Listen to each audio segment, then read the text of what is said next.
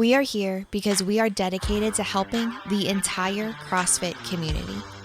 Determined to elevate coaches, box owners, athletes, and everything in between, we believe that this mission will begin right here, right now.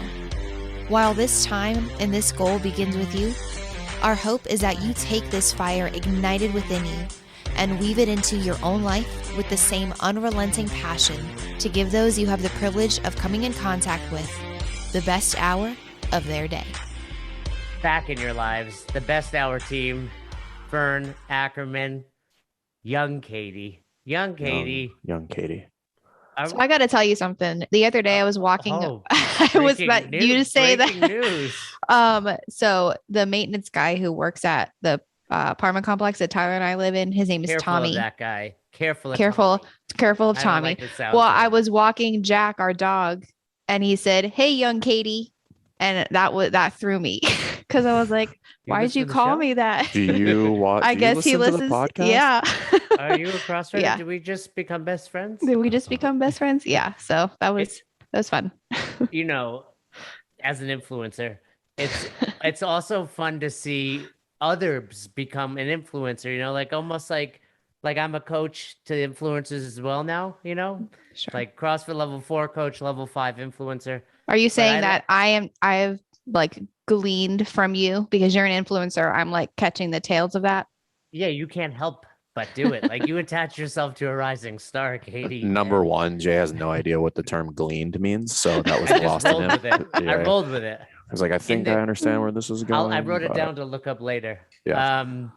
But I love seeing you get tagged by the best hour people. You know, yeah, I say this with all sincerity, whether it's owning a box or starting a business like this, I think, speaking for Fern, as I often do, we do this not just because it fills our kind of passion box, but it's also fun to see other people develop. And, you know, obviously that's not necessarily developing, but it's fun to see other people rise, like as coaches or in this case, influencers themselves, whatever that is. Correct me if I'm wrong, Fern, but you get what I'm saying. Yeah, I agree with you. It's this, the idea of, we've talked about this before, but like sending the elevator back down, you know, it's not fun if you win or you gain any sort of success and you get there and you're sitting there by yourself. Like there's no joy in that. Like that might be the worst scenario because at the end of the day, that's just lonely, you know? So just being aware of like, hey, like, yes, I want to try to succeed. What would be better than succeeding is like surrounding myself by people that I genuinely like to be around and we all collectively win. You know, whether it's your team at the gym or whether it's a business that you're running or you know, another business that you're running, or you're just doing a side passion project that, you know, be selective with those people and don't just let anybody in there. Oh my goodness. But also, do you hear but also ringing? don't. Are you prank calling me right now? I want to. It was going through my head because let's tell you. Hey, so in all sincerity, I would like to congratulate Jay on finally becoming a professional. So if you watch this on YouTube, he's got a new microphone. If you notice his voice sounds not shitty, he's got headphones on. More masculine. Yeah, just go ahead and mute. So they call it the late night DJ voice when they're just like, "Hey everybody, welcome back to the show." Right. So can't do that yet. Yeah. But do I sound better? Do you hear a difference? Yeah, I just said it as plainly as I could. You don't sound like shit anymore. I mean, nothing you say makes any sense, but your voice, the vocals sound much better. The content remains the same. Yeah, the content level is still very low. However, the sound of your voice is more pleasant at this point. This is technique versus intensity. What do you want, Fern? Good sound or good content? I would prefer both, my friend. Right? They don't have to be at odds. They don't have to. Poorly. Chosen the wrong partner. I drank from the wrong cup. Well, and this is actually the second episode in which I have this set up. For those of you that listen to our interview with MDV, Katie, you reached out, said I sounded good on it. So I appreciate that. Yeah. So, but let's talk a little bit about that. I mean, talking about scarcity mindset, we have on people, you know, in our field that some of which do competitive things to us, some of which are in line with us. I think, you know, one phrase that I've been thinking about a lot lately is a rising tide lifts all ships. You know, I first heard that from Carl Eagleman, Whiteboard Daily. Obviously, it's not his quote, but lately I've been just really thinking about that. And I think in the CrossFit space, I mean, we talk about it. The box down the road is not your competition. You know, learn from other people around you. But even in the space of affiliate coaching, I mean, the more people that are coaching affiliates and the better affiliates do, the better it is for everyone. Same holds true with CAP. We've spoken about that, you know, that if more affiliates are outsourcing their programming, other programming is going to get recognized as well. But I want to ask you a question, Fern, because you weren't on there. One of MDV's posts that was pretty controversial, I don't believe it's controversial, but at least got a lot of feedback, I should say, Right. was the one about coaches should not be eating on the floor. I 1000% agree with that. And I find that to be odd that is controversial. Well, that's my thinking. It's like that is the least controversial thing I've ever heard. Right. And secondly, I don't think the whole thing, like any argument to that should be invalid or moot. There's 0% chance you will not make it for an hour without eating. I mean, this is right. Zero. To make this more comical, this is the same thing as when somebody wants to bring their dog into the gym for the hour that they're there, and they feel the need to fill an entire water bowl that will inevitably just get dumped all over the floor because they leash their dog to the pull-up rig, and their dog doesn't know how to behave, and then the dog takes a leash and dumps over the water bowl. And they're like, I just didn't want him to be thirsty. I'm like, number one, it's an animal. Those things can go days without water, just like human beings can. Number two, it's completely unnecessary. And now you have to clean that up. But the point, yes, there is no argument for like, I need to eat. Be like, oh, I'm catabolic, or like I'm outside my window. And I'm like, I don't care. Like it's unprofessional, right? It's just the end of statement. I will go so far as like, you better not even have your phone on your person during the class. Yeah. I mean, I'm sure there are certain situations, diabetics, maybe type 1 diabetes. Cool. Keep a little pouch of whatever you need, your gummy bears, your Sour Patch Kids, and be ready to throw those in. I mean, we're talking specifically like eating, right? Not just throwing those in because your sugar or your insulin is off. Even then, I would say, well, I wouldn't argue that. Okay, if really you needed it medically, go for it. But yeah, let's talk about some other things. No phone on the floor. Right. I mean, there's two scenarios there. I get that you want to take pictures or videos, take them, put them down. I would argue most coaches are not capable of doing that and coaching. So you probably shouldn't. If you're the box owner that asks your coaches to do it, cool, understand. It might take away from their coaching ability for a few minutes. I'm willing to potentially concede, and this would be a very specific scenario. You are a one-man band. You coach all the classes. You do the social media, you run the books, you update your website, you clean the gym. There is nobody else in the business but you. I will concede that you need to get photos. Okay. And let's just say that you're broke and you can't afford it. So this is a very specific scenario. Like you are the only person and you're broke. You can't outsource anything. There's very specific places during the class time that you should be doing that. General warm up, cool down only. That would be the only two places I'd be like, this is acceptable for this very specific scenario for this person. Outside of that, the answer is no. Figure out another way to do that. Just figure it out. And it might be a little bit inconvenient. I don't care. It's inconvenient paying for a service where the person's not paying attention. That's inconvenient. Well, and I'll give you an easy one. Hey, someone just took your 4 o'clock class. Hey, here's my phone. Will you mind snapping a few pictures while I coach the 5? Right. That's all you have to do. And I agree. Certainly not during the specific warm up where you should be doing the most coaching. No. Maybe a quick snippet during the WOD, but also be prepared that if people are moving poorly, and everyone in every class will have moments where they don't hit perfect form, we may not want to be posting those anyway. So be aware of that. I see that's a cringy thing to me. That is a pet peeve of mine. Do not post shitty movement on your Instagram feed.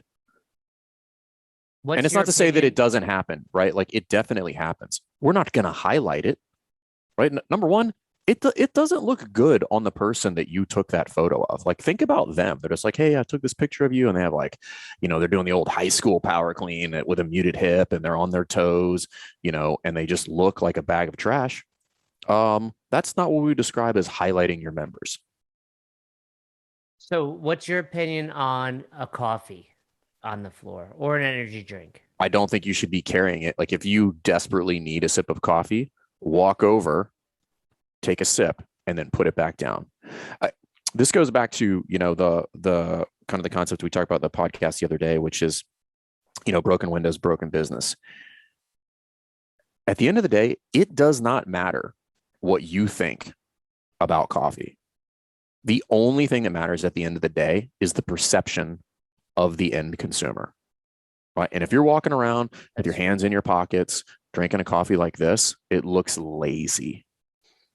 It looks lazy. It looks like you don't give a shit.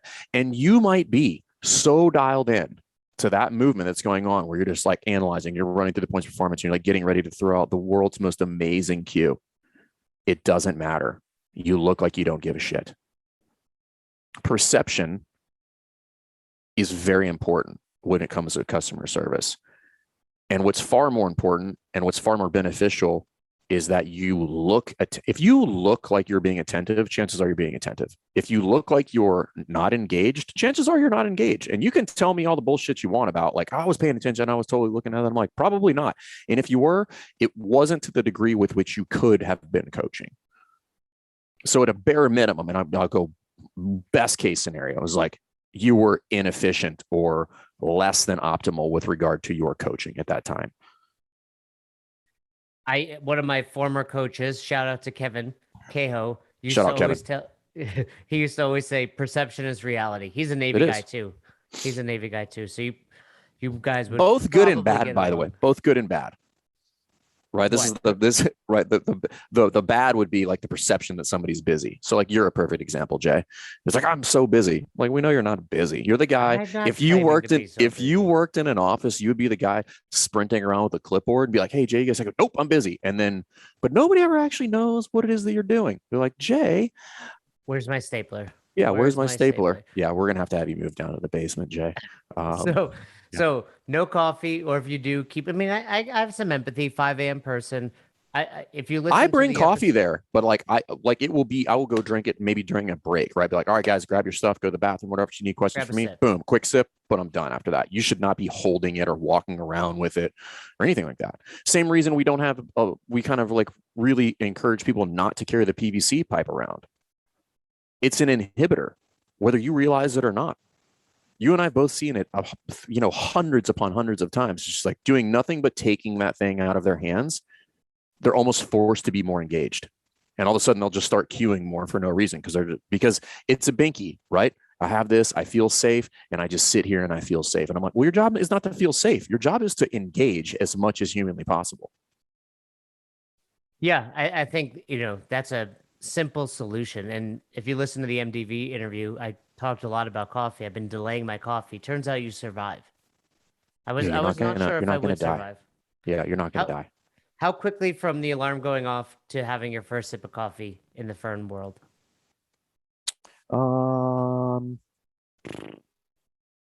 15, 20 minutes, maybe. Yeah, I went 3 hours today. Good for you, my friend. That's all. So I just do it that way because if you have to rush out the house, it's a different story, right? Because you kind of need to make it. But like, it's just part of my like routine in the morning. So I'll get up, I kind of like brush my teeth, like wake up, walk around for a little bit, kind of grab my book, sit down, read, and I'll just start drink like while I'm reading, turn on some ambient music or something like that. And then from there I transition into either like stretching or like knock out like the work or whatever I need for the day. I feel like none of that happens. I've never heard you talk about this, nor do I believe that you actually do that. It actually happens every single morning, almost without failure. So I was going to actually record a private episode, not private, but solo episode, because people reach out. I mean, as an influencer. Yeah. I'll just fill these in for you. Thanks. Actually, yeah, I prefer that because I'm an influencer. Like, I shouldn't have to remind. Right. You can hire me for 30% of your shares of the company, and I'll happily do that for you. But I was gonna do like a little episode on things that I do. I watched Andrew Huberman. We spoke about it on the podcast. Yeah, he's great. Really smart dude. Smarter than we are, all three collectively. Of us combined. Yeah. Especially because Katie kind of brings us, honestly, down a little bit. But I would think you are the one that brings us down. Did you notice? Katie, I would tend to agree with you. Did you notice in Slack my job description? No, what is it? I put distractor. Yeah, because I feel like you guys were really talking to me about that. Yeah, so no, anyway, we were only talking to you, and you guys should go check out my phone number on there too, by the way. Oh, great! I did notice you changed your name and picture, so thank you. But I was gonna do a little episode on like what I do on a perfect day. So, perfect days rarely happen, right? But a couple things. Let's talk really briefly about this morning routine. Two things that I picked up from his podcast. Get a few things actually. Go to bed, get up at the same time, which I kind of already do. I'm like a 10 to 6 guy. And then I try now to get out for about a 15-minute walk in the sun. No sunglasses. Just it's good for you, for energy, alertness. First thing. Within about an hour, really, because A, the sun's not necessarily up. Right. B, the baby, and I spend time with Roz. And then around 7 to 7:30 to 8, go for this walk. And then, whether it's to have a call or whatever goes on, but trying to push my coffee 2 hours. Today was 3 hours. And you guys that, you know me well, Fern, we've stayed together. Katie, you picked up on it. Like, you would have thought I would died without coffee, almost in bed still, right? Like, Katie, bring my coffee to me. I'll be in bed. You're ridiculous about food. If I didn't sleep naked, I would have made Katie do that. Yeah. If you're ridiculous about food in general. So I would tend to agree with you. Yeah. So mine has to be different because I have to kind of I have to be productive prior to, and this will probably change for you too, because I have to be productive prior to the rest of the house getting up. Because once that happens, so I do breakfast for the kids. Like I make sure that they get ready. So like Jess just kind of takes her time, and that's kind of our agreement because I like to do that. So like I make breakfast, get the kids going, make sure that Logan's getting ready for school, make sure that Chappie doesn't commit Harry Carey like as he's running around messing with things. So like once that happens, there's not productive. And then I take her to school and then I come to the gym. So I'm typically trying to get like an hour's worth of work completely uninterrupted and complete quiet prior to like transit. Is that what you're trying to say? You're just a better dad. Well, listen, I mean, it was just understood by myself and everybody that I'm a better dad. But so what do you make, Chappie? Make him some pickled onions for breakfast? He probably would eat them. He's whatever, dude. Like some days he just wants to eat pretzels. I'm just like, whatever, dude. I don't care. But you do a pretty paleo-ish breakfast for Logan, like eggs and bacon or something? Yeah, eggs, bacon. They both like spinach cakes or whatever. They're actually pretty good. And then like fruit typically. And then like he'll either have some, then they'll both drink water or something like that. So, and then Jess gets up and then she'll make lunch. And then I basically I'm out the door. Get your day going. Yeah. So morning time, alarm goes off. I like the ambient music. I go on YouTube these days. If you just like search lo-fi, there's a great one that I found that has like Simpsons covers, so that you'll know it's that one. Huh. It's just the cover image, right? But it's like super chill music that I put on in my head. I like putting it on in my headphones. Kind of just narrows me in. And then you read it for like how long? 30 minutes? 10 pages. Whatever that looks 10 pages. I like that. I have a strict rule. It's just 10 pages. I started that maybe like, I don't know, it's a while ago now, but you have mentioned that. Yeah, because I'm a horrific reader. Like I'm just, I'm probably dyslexic. I don't know. I have the reading ability of a third grader basically. So 10 pages, drink your coffee while you're doing, that's chill. Like I get it. Like, and that's what it is for me. Like coffee's just that downtime. Yeah. So cool. I don't know how we got off on this, but distractor is inappropriate. Katie. Yeah. So let's switch gears. We were almost there. We did have an appropriate segue to which you blew it, which is not shocking to anybody. No worries. Katie will edit this. So, and then, so we were talking about, professionalism, etc. And what we were going to segue to is this idea of whether you need part-time versus full-time coaches, what the benefits are. How do you even go from part-time coaches to full-time coaches? But I think the segue is you can't expect or treat people like part-time people and expect full-time work. Well, I guess there's multiple pieces to that. I guess like obviously hours wise, you can't expect full-time work, but more importantly, which is the outcome. You can't expect the outcome to be the same, meaning like the end state of this individual being the same. Now, I will tell you this: you can, if you're pretty good at your skill, you can get somebody else pretty good at their skill as a part-timer. However, a full-timer will crush a part-timer every day of the week, particularly in this industry where reps and hours on the floor in front of athletes, just seeing movement, doing it, like it just, you cannot beat having reps on your eyeballs. So yeah, that's more important, is you can't expect the outcome to be the same. You can't expect the professionalism and the skill set and the technical proficiency to be even close to being the same. Like they're not even in the same world in my experience. And something that's very interesting, and this is, we walk a lot of people through this in the course, both in Affiliate U and the grad program. It's just, there's a weird thing in the CrossFit community. I want everybody to listen to this very closely, like, because everybody's heard this. There's nobody that wants to coach full time. That is incorrect. There's few and far between opportunities for people to take a full-time job. That's the problem, right? People want people to work full time and pay them pennies. And I'm like, no. If you put out a job posting, and we've done this time and time and time again, for a full-time job, right? This person's going to make a living wage. So let's call, again, like it's got to be 35,000 or more, right? And everybody's like 35,000. It depends on where you're at, right? 35,000 or more, but let's go 40 to 50 full-time living wage, particularly if this is a house of two household. Somebody who's making 5,000 more potentially than what the job that you offered, who hates their job, would absolutely leave that job to go work in the gym. Who sits in a cubicle. I've done that. I've done that for people. Yeah. My thing is like the gym owner that's saying this did that and is working for free in a lot of instances. And I'm like, you are the perfect counter to this really silly statement that you just made. Like, you left your job to come work here, are not making any money. But the thing is, like, you expect everybody to do that. Like, you're an entrepreneur, like you made the leap. That's different. Now what you're asking is like, hey, I want somebody to come in and run this thing. I'm like, you have to pay somebody for that. Like, they have bills to pay.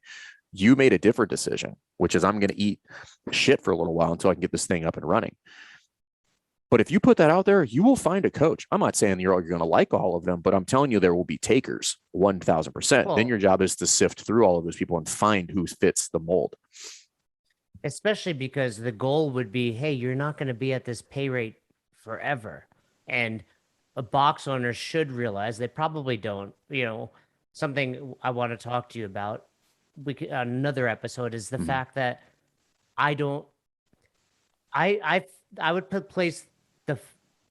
let me rephrase this. Every time I see someone smoking a cigarette, I'm like, oh shit, I can't believe people still smoke cigarettes. Right? Like, I always think, I'm like, oh, I didn't even know that was still a thing. I would put this category in the same thing. I cannot believe there are people that own CrossFit affiliates that don't have mentors or coaches. I'm 1,000% surprised every time I hear that. I'm even more surprised when you talk to them and you're like, oh, we can't afford it. I'm like, if your gym can't afford it, you should shut down. Like, your business should be able to afford something like that. Sure, I'll let you counter it. But my point is, it may not even be us. It may not even be a paid coach. But if you don't have a member at your box that you look up to in a small business, entrepreneurial mindset type of thing, like, even for me, from day one, I had a mentor. Then I eventually hired legit coaches, and we've talked at length about Tony Robbins and Grant Cardone's and other seminars that we've attended. I just can't believe it. It's the same response I get when I see someone smoking a cigarette.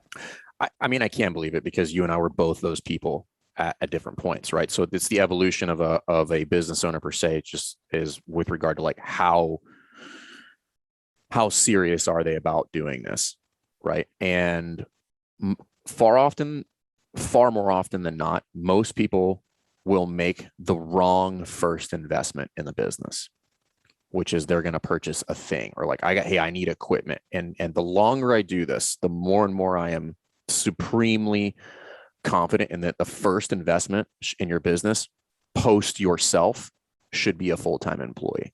Because if you do this correctly, if you hire the right person and you've been working on putting structures in place, they are, in the military, what we would describe as like, they are enablers. They enable freedom. more resources, more throughput, faster development. Like if you hire the right people, like here's a perfect example. Like it happened when I brought Cassidy in, and then it happened again when I brought Lindsay in, and the business just grew. And it wasn't just because of things. It had a lot to do with what we were building at the time. But then it's just like brought in the right people that are pipe hitters, that are on board with what you're doing, and that get shit done. Right? Because the second thing is just like, well, I can't hire anybody and I don't have any time. And I'm like, well, equipment is not going to get you any more time. Another body will get you boatloads of time. You're going to lose a little time on the front end when you train people. Like that's just the way it is. But you can prep for that. But that's the point, is like the second investment post yourself should be a full-time employee. And then it's your job to groom them and bring them up and do all of these things. But what that does is that frees you up to work on, to work your way through the hierarchy of the business needs, whatever needs to be addressed at that time or that stage of growth of the business.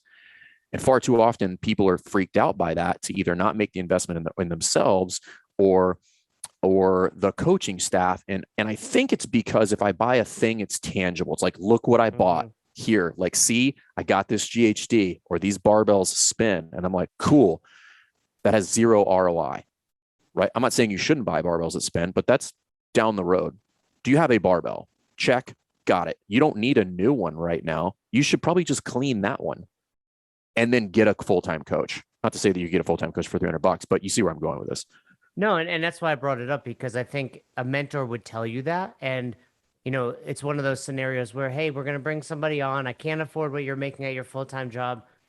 But, like the old expression, 1 + 1 = 3. It's like, okay, you bring somebody on here, all of a sudden you're going to have more clients. You're going to be able to do it. And until you actually pull the trigger, same thing with coaching. Like until you pull the trigger and get a coach, you won't see the benefits. I'll give you another great example. I went to Tony Robbins. Less than 2 months later, we hit record on our first episode. I don't know that it was direct relationship there, but I want to say it was probably a nudge, because you talked to me about it, and that, like, I was, I've always been in that camp of like, just, like I got which is my downfall. I got no problem building the plane while we fly it. Not the best in a lot of scenarios, but however, in some instances, like it works. Yeah. And the point, I mean, you spend $10,000 on, a Tony Robbins seminar. You don't have to. It's not nearly that expensive. But whatever you go to, a mentor, there's tons out there. If you're just looking for an individual mentor, if you're a coach, reach out. We joke about the influencer thing, but I have people reach out all the time like, hey, do you do mentorships? Like, do you do that? I'm sure you do as well, right? And it's like, I hope if you're listening, you seek somebody out. But let's go back to the coaching thing. But the reason I brought it up is a mentor would push you in that direction. They'd be like, hey, how about you don't buy a reverse hyper that is going to sit in the corner collecting dust, and you bring on a full-time staff member, which will then in turn allow you to buy 3 reverse hypers if that's what you want to do. Or just challenge your thought and say, because it's just like, well, nobody's going to do it. Well, have you tried? You don't know. Right. It's the relentless, again, going back to the coaching, I was just the relentlessness. Like, I don't know if he can do that. I'm like, did you say anything? Did you try a cue of any type? Because we can't make any determination until we've done something. So the line in the sand is like, put it out to the world. Like you've talked about this endlessly. You have to see what's available first. And far more often than not, once you realize that there's a big world out there of people who are either not working because they don't have to, or they got laid off, or they hate their job, or moved to the area and are looking for work, you'll find them. You can put it on Indeed. You can put it on a local CrossFit page. Like you can email your entire email base. Like there's a lot of ways to at least get a bite. That just recently happened where I put something out we were looking for a coach. And then one of my part-timers came in. He's like, listen, I'll quit my job and come here. And I was like, I didn't even realize that was an option. I had no idea that you would do that. But now that you do, now I'm crafting a second plan, which is like, I'm probably going to try to bring this dude in full time. Looking within the next couple months. That we have this conversation a lot with our Affiliate U clients. I had one the other day, and there's no leads. How am I going to get a part-time coach? I was like, stop thinking it's going to be the 19-year-old fire breather dude, and start looking around at the 40-year-old mom that whose kids are now going to school and has some free time, or the retired 55-year-old police officer that just put 20 years in. Like, it's always like you're putting your beliefs on whether or not they're going to coach. And some of the best coaches are not who you would expect. And maybe you put it in your Facebook group or whatever you use for communication. Hey, if you're ever interested in coaching, please hit me up. One of our clients, Ryan at Classified Fit in California, who, by the way, is looking for a full-time coach. Right. So if you're interested, DM us. Hit us up. Yeah, we will put you in touch. Classified Fit or Yuba City CrossFit. He's level 3, tremendous in coaches development, like really cares about his staff. But, he's running an 8-week kind of internship program, which I'm sure he'd also share, but it's meant to not only get people better at understanding CrossFit, it's basically the level 1 expanded over, 8 weekends, but it's also meant to turn those people into coaches. Like you need to be doing that type of stuff at your box if you want to develop coaches. And then also, as you know, Fern, it goes back to everything we say. If you understand someone's forward, if you understand kind of the why behind they're there, you have those conversations. Hey, have you ever thought about coaching? Every time a new person comes in, I notice you're the guy that goes over there and welcomes them. You'd be a great, maybe it starts with the ambassador, something we talk about in Affiliate U. And those ambassadors, I'm sure you've had multiple ambassadors become coaches, but those are typically the people that want to then, hey, what can I do next? Like, that was great. I did my 6 month as an ambassador. How do I now become a coach, or how do I take it to the next level? Yeah. And a lot of those will end up being like great part-timers, but there's a couple things to consider with regard to doing a full-time coach. Let's get past the obvious, which is like stop bartering for your coaches, because you'll never be able to figure out you'll never be able to get to the point where you pay somebody. If you're bartering, then you have to get out of that as quickly as possible. So you either need to, grow, you need to get more clients, you need to raise rates, you need to do something to create some breathing room so you could pay those people, because now that becomes the initial pool of dollars that I can reallocate to a single person, right? So like I always ask everybody, what is your total hours of paid coaching hours in the gym? Typically it's spread across like 10 people. And I'm like, what if you just paid that to 3 or 2 or 1 who was just here all the time? Everything would speed up because that person's solely dedicated to it. Things would speed up. You'd have better consistency, all of these things. The other thing that a lot of people struggle with is understanding that the person that you bring on full time probably will not be who is currently in your stable of coaches. And that's okay. They're like, well, none of these people are going to quit their jobs. And I'm like, then they're not the right people. You need to go find somebody who does want that job. And this is what we tell everybody, like, make the job first. Make the job absent of any names or any people that you already currently in your inventory. What do I need done? I need these things done. Cool. Because then I'm going to make the offer. Here's the job. Here's what it entails. And I think we've talked about this before, but it's just going to be, hey, here's the job. And they're like, well, I don't want to do spreadsheets. I'm like, cool, you're out. You're no longer in the pool of people, because the job means you got to do spreadsheets. The job is spreadsheets. I'm like, I was just hoping to do some other stuff. And I'm like, well, you failed on multiple levels. Like, did you read the job description? Or that's the first strike that you get. So those are the two big things, is like figure out what your total coaching stable hours and what that payroll looks like. Because in a lot of instances, that might be like $3,000 to $4,000. And I'm like, that is $36,000 to $50,000 total available in paid payroll every single month that you could reallocate to one person. You're like, that's a lot of hours. And I'm like, that's for them to determine whether that's acceptable or not. Right? You have hours and stuff that you need to be done. Same thing we talked about the other day about, like, let the buyer make their decision. Let the person who's interested in the job make their decision. So I have to figure out, what am I already doing? And then I have to be okay with the fact that, like, my current stable of coaches might not and probably will not be the candidates that I hire.